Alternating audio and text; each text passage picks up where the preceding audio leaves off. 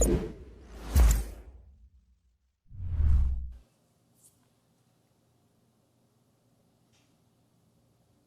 morning, Journey Point. Wasn't it good to have Hunter in there doing announcements? I want to go ahead and say one thing. I'm glad we're doing this in the living room because when I came down after Hunter got here this morning, we were literally wearing the exact same thing. So check out my social post for that. So I'm glad I was able to change. Wouldn't have been able to do that if we were in the school. So just looking at positive sides of COVID right now, right?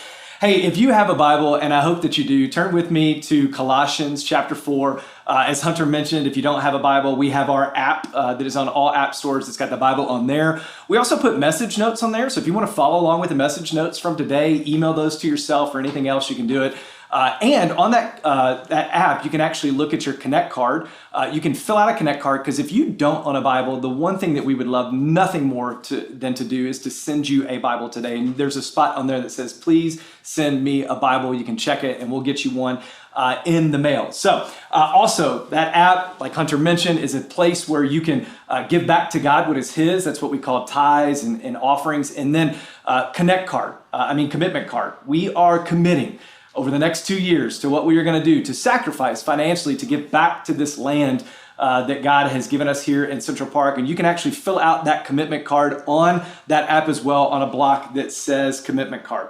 Hey, let me ask you if you knew this. Did you know that most conversations are simply a monologue with a witness on hand? I mean, most conversations we have are just monologues with a witness on hand.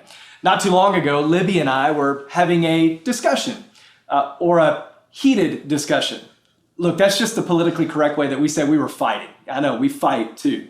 But we were having a fight and she was wrong and she was explaining why she was wrong. I mean, because clearly she was wrong if we were arguing, right? Tell me how you think this is going to end up for me this afternoon. She was describing her side of the story, and during her side of the story, she could tell that in my mind, I was preparing my defense. And she busted me. And so go ahead and tell me how you think that ended for me. Put in the comments, thumbs up or thumbs down. How did that turn out? But here's what was happening. I was preparing my monologue to her. And as a matter of fact, I was setting her feelings and her story aside. And she ended up giving a monologue to me because I wasn't paying attention to anything that she was saying. You see, far too often we cannot hear what someone is saying because we are too busy preparing what it is we are going to say or how the conversation is impacting us. And this just doesn't happen in disagreements like with Libby and I, but this also happens in regular, everyday conversations.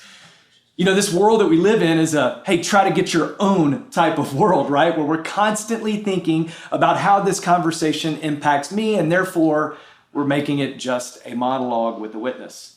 In fact, the reason that so few people are agreeable in conversation is that each of us is thinking more about how we're going to respond than we are actually listening to what it is that the other person is saying.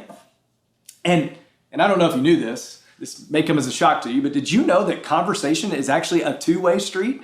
Yeah. Both people have to be talking and listening in order for it to be a conversation. You see, conversation means talking with someone, not to somebody. Otherwise, it's just a monologue. And today, I want to talk about a very important thing about how we can create conversations with people that matter. You see, that's important, right? In a day and age where it seems so hard to disagree and let that disagreement be hashed out in conversation, and it's hard to have a conversation